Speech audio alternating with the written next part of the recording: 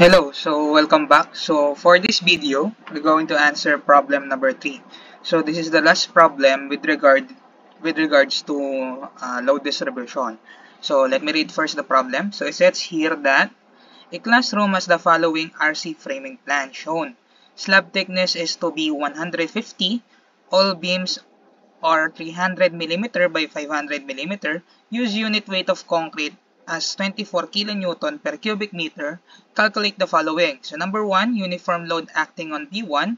And then number 2, maximum moment acting on B1. And then number 3, reaction at B3. Number 4, reaction of B2. And draw the load diagram of B4. So by the way, this is our framing system, no? Ang pinapahanap B1, B1, B3, this one, B2, and B4. So it says here that we need to use the unit weight for concrete, which is 24 kN per cubic meter. And then we also have a dimension of the beam. So that is an indication that you need to include the self-weight in your calculation. So kapag binigay yung mga cross-section and then yung unit weight, basically you need to include the self-weight of the beam in your load calculation. Okay? So now, let's answer this problem. So unahin na natin yung number 1. So ang pinapanap sa number 1 is uniform load acting on B1. So this is the V1. Tapos meron tayong slab panel na kinikerry ni B1, no? So again, the first thing we need to do is to determine if the distribution is one-way or two-way. So since this is our slab panel, so our short span will be 3.2, our long span will be 7.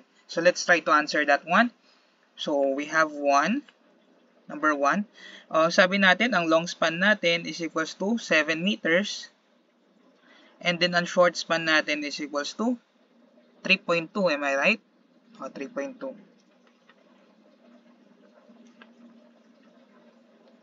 So, ang sabi natin, divide natin yung long span over short span. And let's see if that is greater than 2. So, ano ba to? So, 7 divided by 3.2. So, that would be equal to, ilan kaya yan? 7 divided by 3.2. So, that would be 2.1875. So, this one is 2.1875. Wala palang meters. Na-cancel na. So, that is 2.1875. That is definitely greater than 2. And then we say that if that is greater than 2, our distribution is one way. Lagyan natin dito, one way. Okay? And then, if we said that if the distribution is one way, ibig sabihin, yung superimposed loading is magiging rectangular. That is directed on the long span, no? So, paano gagawin natin? O, hatiin natin to sa dalawa. Sa gitna, no? Ayusin ko lang. So, hinati natin sa gitna. Half of the loading will be transferred from B1. So, ayan. Again, as this is superimposed loading, ha? O, half of the loading will be transferred from B2 since the distribution is one way. Okay? Okay. So, now the next step is we need to determine the uniform load. So, paano yan? So, siguro itiin natin into dead load and live load. So for the dead load, of course, we have the self-weight of the beam. So ilan ba yung self-weight ng beam? So yung self-weight ng beam, it says here that we need to use 24 kN per cubic meter for the unit weight of concrete. So let's add that here. So 24 kN per cubic meter. We need to multiply that by the area, no? The area of the beam. So it says here that the area is 300 mm by 500 mm. If you convert that into meters, so that is 0.3 and 0.5. So 0.3 meters and 0.5 meters. So the resulting answer here is already in kilonewton per meter. So you don't need any more to multiply anything. Just multiply the area by the unit weight. Okay? So let's try to figure out what is the answer. 0.3, 0.5. So that is 3.6. So this is 3.6 kilonewton per meter. So that's the first thing in our dead load. So ano pa? So we have the slab, di ba? Yung slab loading. Yung slab loading natin, it says here that we have a slab that has a thickness of 150 millimeter. So, meron din tayo, konkreto lang naman din yung slab eh. So, we need to multiply that by the unit weight. So, 24 kilonewton per cubic meter, multiply that by 150 meter. What else? Kasi pag binultiply mo yan, KPA lang yan eh. Naka-floor load lang yan eh. So, ano pang i-multiply natin? Just like what we did earlier, no? Ang sabi natin, we need to multiply that by the tributary width. And our tributary width here is just half of the slab panel. Itong slab panel na S2. So, ano ba yung kalahati niyan? So, ito na lang. So, yung kalahati niyan, class, that is 3.2 over 2. So, lalabas dyan is around 1.6. Tama ba? So, tama. So, this is 1.6 meter. Okay?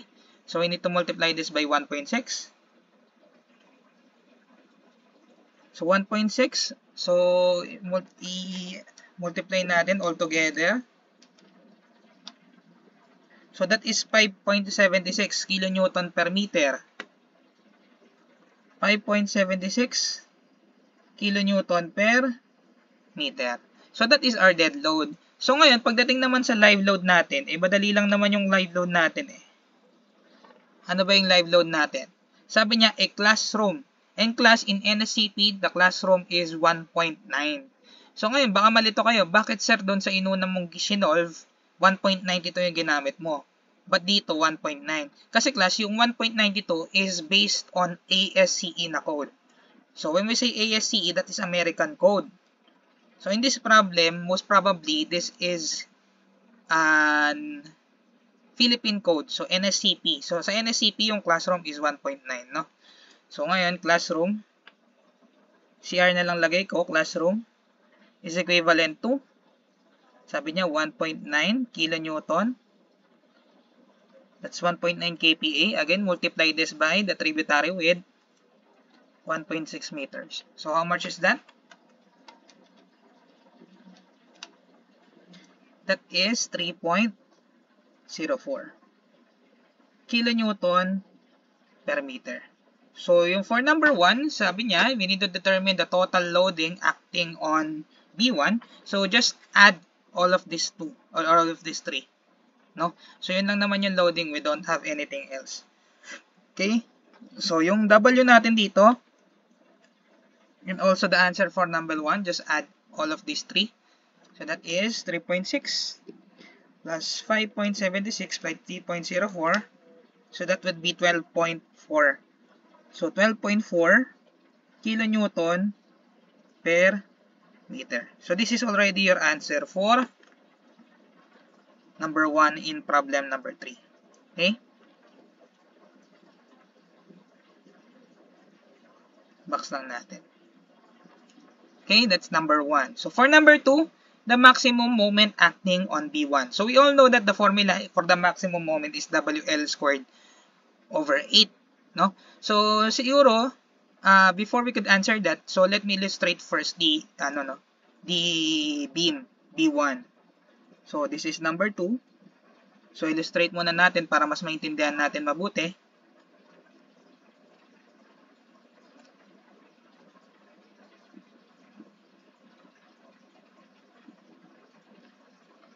So, lagyan natin ng support.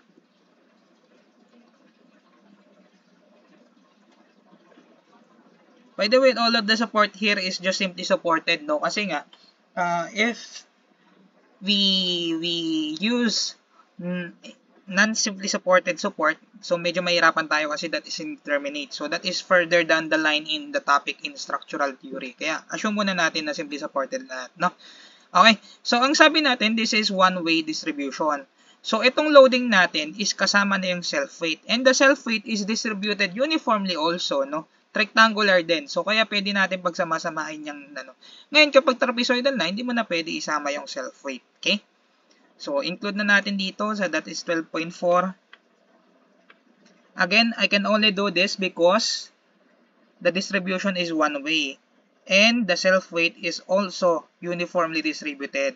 So, this is 12.4. Am I correct? Let's see. So, tama naman. Again, the distance here is 7. Ayan, nakasulat. 7 meters. So that is B1, ha? O ngayon, we all know that hopefully you do tackle this one, no? Kapag meron kang simply supported beam uniform load all throughout, the shear diagram will look like this. O triangular yan. Ang height nito, WL over 2. Ito, WL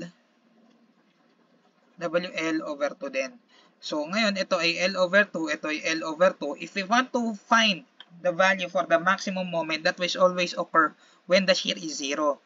Now, if you want to get the value for the moment at this point, you would want to get the area of the shear diagram. And pag kinuha mo yung area niyan, that is just WL squared over 8. No? So, ngayon, alam na natin yan.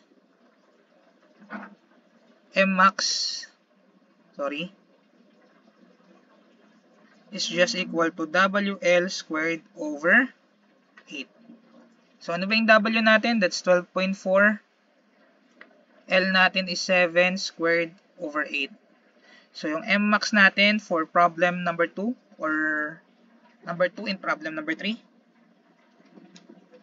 7 squared over 8. So, that is 75.95. Am I correct? No? If I'm correct. So, 75.95 kilonewton meter. So, baka may nagtataka, why is it that the unit for this one is kilonewton per kilonewton meter? Kasi nga, class, yung unit nito, kilonewton per meter, diba? Tapos, meron ka ditong meter squared. So, makakancel yung isang meter, matitira yung meter dito para nakamultiply. So, kilonewton meter yung unit. Okay? So, that is our answer for problem number 3. Problem number 3 and number 2. Medyo nakakalito, no? Okay, so for number 3, sabi dito, calculate the reaction for B3. So for B3, again, just like what we did earlier, no? So let's determine if this slab panel, kasi ito yung kinikerry ni B3, no? Yung S1. If this slab panel is one-way or two-way. And by looking at it, you can see that it might be two-way, no? Okay? So, but let's figure out, no? So that's number 3. So, for number 3, again, determine natin kung ano yung magiging long span natin and short span.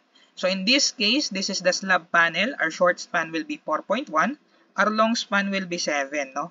So, let's try to incorporate that here. Okay, yung long span natin, 7 pa rin. Yung short span natin, that is 4.1. Am I correct? 4.1.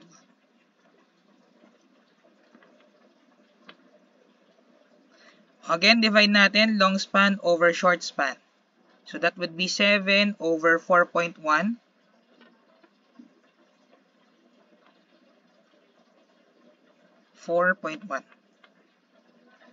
So, that would be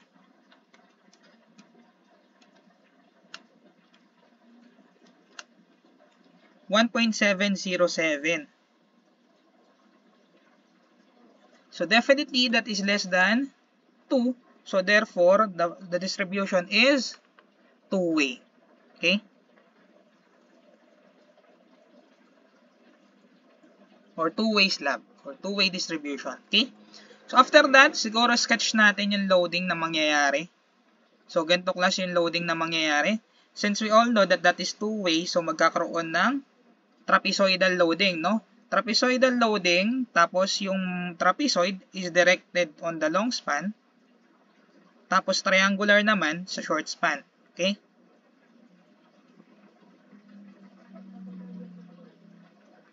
Okay? So, ito, kalahati na ito mapupunta dito. Okay. So, siguro lagay na rin natin yung tributary width. So, yung tributary width niya is right here. So, this is 4.1 divided by 2. I think that is 2.05. 2.05. Okay? So, ayun. So, ngayon, anong next step? Next step is, ano, pinapahanap? Reaction. So, we need to determine the loading. So, i-separate din natin. So, we have the dead load and the live load. So, unahin na natin dead load. So, for the dead load, again, self-weight muna. That's 24. kilonewton per cubic meter multiplied by 0.3 and 0.5 again. Parehas lang lalabas yan. So, kopyahin na lang natin. That's 3.6. Kasi nga, all of the cross-section of the beam present in our framing system is the same, no? 3.6 kilonewton per meter, no? So, sunod yung slab. Yung slab mag-iiba kasi nag-iba na yung ating tributary width. So, slab. So, that is 24 kilonewton times 0.150. That is the thickness of the slab. Parang parehas lang sa ginawa natin dito. But the tributary width will change, no? Ano na yung tributary width natin? Yung 2.05 na, no? 2.05.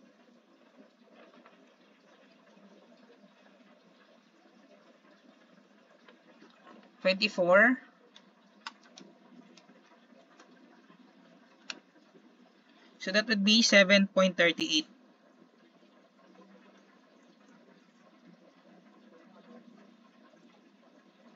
And after that, the live load. So classroom. So that is 1.9 kilonewton per square meter multiplied by tributary width. So that is 3.895 kilonewton per meter. So ngayon, medyo kailangan natin ng analysis dito. Why? Kasi yung self-weight class, o lagay ko nga baka mamaya magkalituan. Yung self-weight class is distributed uniformly. So this is uniform load. So, uniform po yan. Ano ba ibig sabihin ng uniform? Ibig sabihin parang ganitong loading, no? Rectangular. O ganyan yung self-weight. Kaya natin napagsama kasi parehas yan uniform. Uniform to, uniform to, uniform din yung self-weight. But for this one, remember, yung slab and yung classroom load is a superimposed loading. So, kapag superimposed yan, dapat naka-trapezoidal yan based on our distribution na two-way siya, no? So, if that's the case, so therefore, itong dalawa is naka-trapezoidal.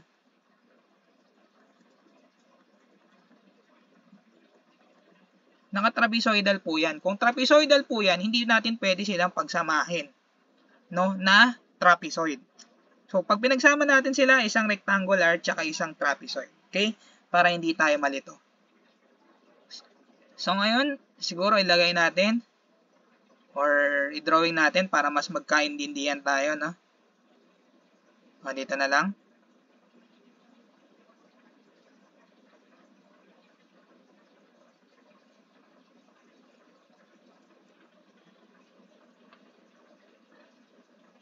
Again, assume to be simply supported na lang. O, this is B3, ha? So, this is B3. O, B3. So, unahin na natin yung self-weight. So, yung self-weight, siguro medyo maliit lang.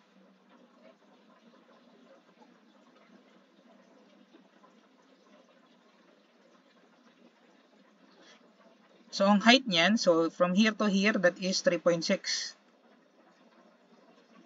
kilonewton per meter. And then, we do have trapezoidal loading. Pero, syempre, pagsamahin muna natin. Ito kasi dalawa, trapezoid yan.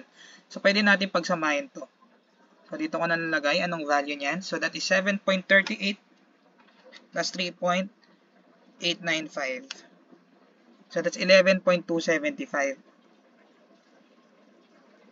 kilonewton per meter. So, again kaya ako pinagsama to kasi that is based on superimposed loading. That will be transferred in two direction. No? So, lagay tayong trapezoidal loading.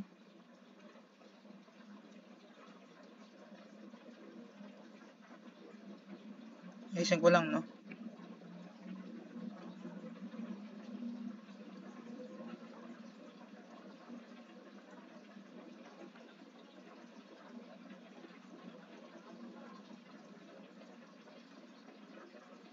So, ang load nito, 11.275.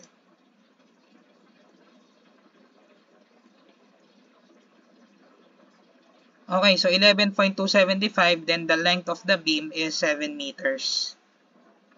So, 7 meters. Tapos, pinapahanap sa atin yung reaction, no? Again, based on our discussion last time, so kapag simply supported, tapos uniform or symmetric yung loading, so we can calculate the reaction by just adding all of the loadings, tapos convert natin into kilonewton, then divide it by 2, no? So, we have here the reaction, and then reaction. So, to solve that reaction, so solvein muna natin. Siguro kailangan natin tong distance na to. Kung 7 meters yan, kailangan natin tong kung saan siya naging trapezoid, no? So, siguro tanggalin na lang natin yung 7 meters. Ito. Okay? Itong part na to. So, paano ba makompute yan? Again, this is just 45 degrees. So, kung 45 degrees ito, hindi 45 degrees din ito. So, kung 2.05 yan, so malamang ito, from here to here, is 2.05 din. Okay? Pati ito. So, 2.05, 2.05. So, lagay natin dito. So, this one is 2.05. This one is 2.05 also. So, kung meron kang dalawang 2.05, tapos 7 meters lahat, so, sa gitna mo is 2.9. Okay? Okay, so let's try to solve for the reaction. So, reaction. Again, total loading. So, we have 3.6. So, multiply natin ng 7. O, tapos na tayo dun sa uniform load.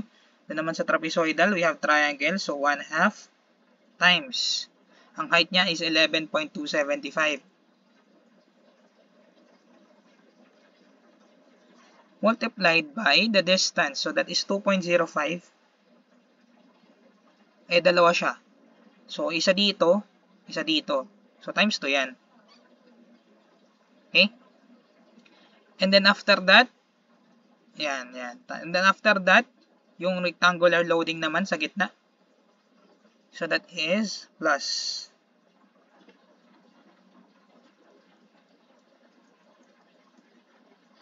Times 2.9.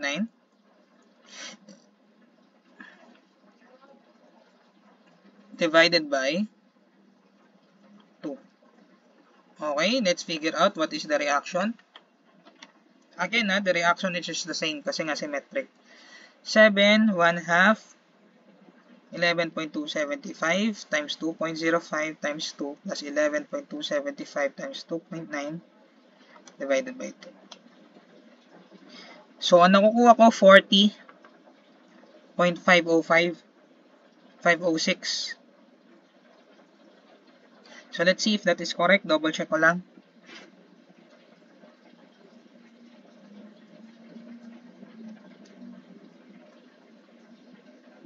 Okay. Probably correct naman kung walang mali sa ating calculation. Okay? So, that is already our answer for number 3. Reaction lang naman ang hinahanap. Okay? Okay. So, ngayon, let's try to answer problem number 4. So, number 4 is the reaction in B2. So, ito po yun, B2. So, ngayon, yung B2, actually, we already calculated all of the loadings, no? So, medyo madali na lang si B2 kaso medyo kailangan ng, analyzation ng konti, no? So, let's try to answer. Ngayon, take a look at B2. So, yung B2 class, in the upper part, as you can see, that is a rectangular loading. Ngayon, from the bottom part, that is a trapezoidal loading. So, ngayon, ang gagawin ko, class, take a look at this one, Yung loading kasi natin na to, yung 12.4, that is the loading including the superimposed loading. Remember, ang superimposed natin or yung dinagdag natin aside from the the self-weight, no? So this is the slab and the CR or yung classroom loading. So ngayon, if I incorporate in B2 a loading of 12.4, remember, the self-weight is already included in that kasi nga pinag-add natin yon. Ngayon, kung mag-add tayo ng trapezoidal loading courtesy of the loading coming from S1, we don't need anymore to include the self-weight. So, 11.275 na lang because this is based on the trapezoidal superimposed loading coming from S1. Okay? So, sana naintindihan yun, no? So, para mas maintindihan, gawa tayong diagram.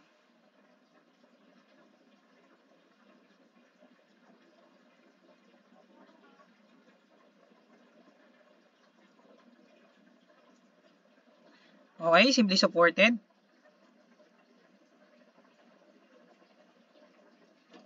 Again, sabi ko kanina, we will be having a uniform loading. Courtesy of the slab loading as well as the self-weight coming from S2. So that is 12.4. Remember, that is included. Self-weight is already included in that. So ang height nito, class, sa kabila na lang, hindi kasya.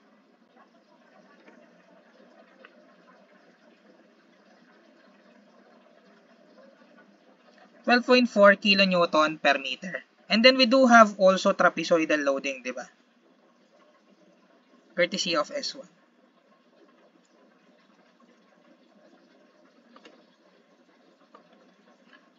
Ayusin ko lang sorry. Yan. Okay na yan, kahit di masyado maayos. So this is 11.275. Baka magkalituhan.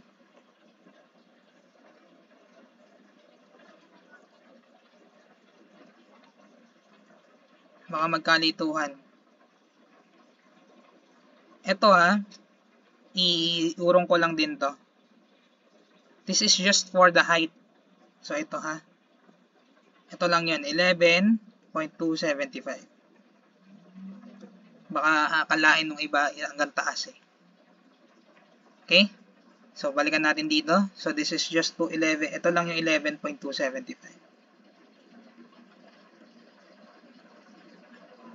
Okay? So ngayon, check natin kung correct tayo. Again, this is included in the self-weight. Ito, pag pinag-add mo lang yung dalawa. Okay. So, okay na yan. So, kasi may self-weight na yan, meron yung superimposed loading yan. So, what's the next step? Next step is, alam na rin natin, siguro isulat natin yung mga distance.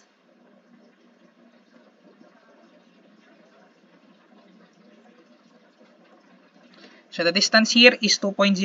Kanina, nakalculate na natin yan. Ito, 2.9 meters. This is 2.05 meters. Now, again, symmetric loading, symmetric din yung beam or simply supported yung beam. So, therefore, we could actually calculate for the reaction by getting the total load in kilonewton divided by 2. So, R is equals to 12.4 times 7 and then plus 1/2 times 11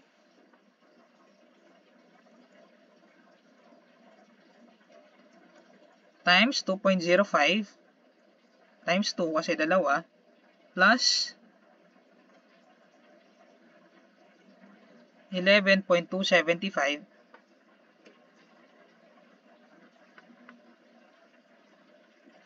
times 2.9. Tapos divide mo yan overall ng 2. Okay?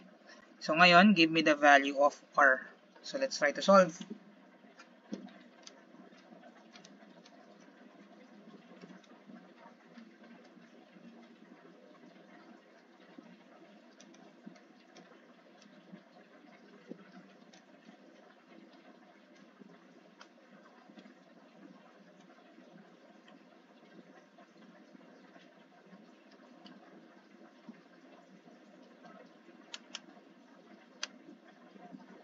So, ang nakukuha ko is 71.306 kilonewton. So, let me check first if that's correct.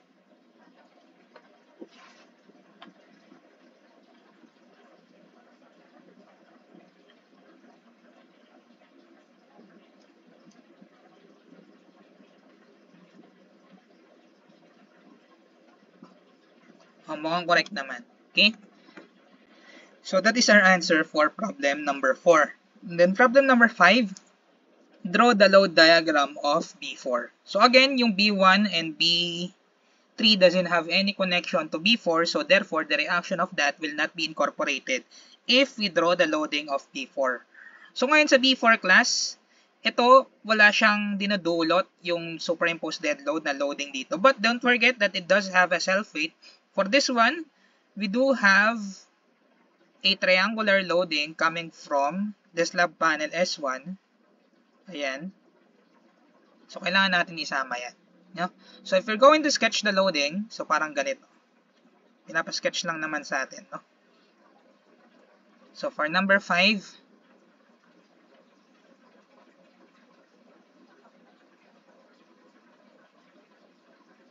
so assuming that that is a simply supported beam,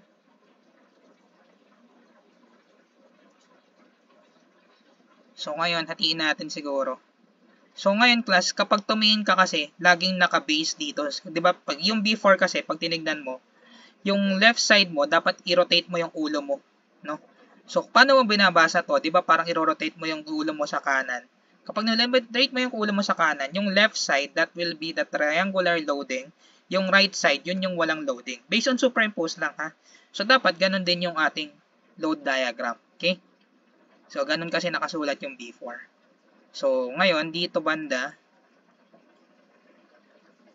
lagyan natin distances.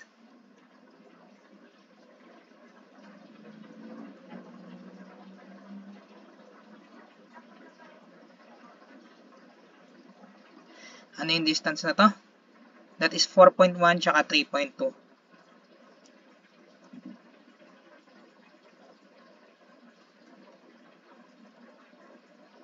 Again, don't forget the self-weight. Class, we do have self-weight here, no? So, yung self-weight, pare-parehas lang naman. 3.6 kasi nga, pare-parehas din sila ng cross-section. But if they do have different cross-section, so mag-iiba ito, of course. Ayusin ko lang. Again, na uniform yan. Mukha lang hindi. Pag ganyan na. So, the height of that is 3.6. Okay? And then after that, siguro incorporate natin yung triangular loading. Yung triangular loading natin, class, ito yun. So, ang height niyan is 11.275. Remember yung 11.275, the self-weight is not included in that. Tama naman kasi hindi na naman included. Ito na kasi, nilagay na natin yung self-weight dito. So, okay lang. So, we have a triangular loading here.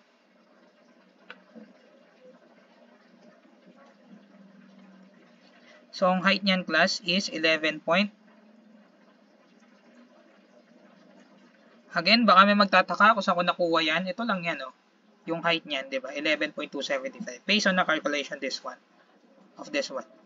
Okay? So, after that, we do have a concentrated loading. O, saan nanggaling to? That is based on the reaction of B2. Kasi, tingnan mo, if you take a look at this figure, yung B2 ay kinikerry ni B4. Kasi nakapatong siya sa B4. So, therefore, the reaction of B2 should be included if we draw the load diagram on B4. So, therefore, this is 71.306 kilonewton. Okay? And then, after that, meron pa ba? Wala na. Kasi remember, this is one-way distribution. So, therefore, wala siyang ini-incorporate na loading in this part of the beam in B4. Yung 3.2. So, wala siya doon. Okay? So, this is already our answer for the load diagram in B4. Okay? Again, bakit ganyan yung naging itsura? Kapag tumitingin ka ng framing system, class, lagi mong i-assume kung nasan yung kaliwa mo tsaka yung kanan mo.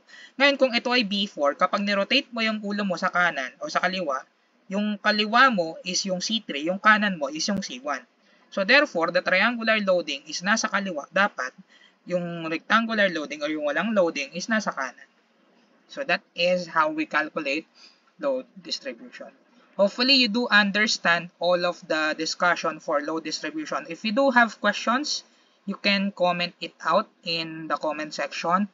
And see you on the next video. Bye!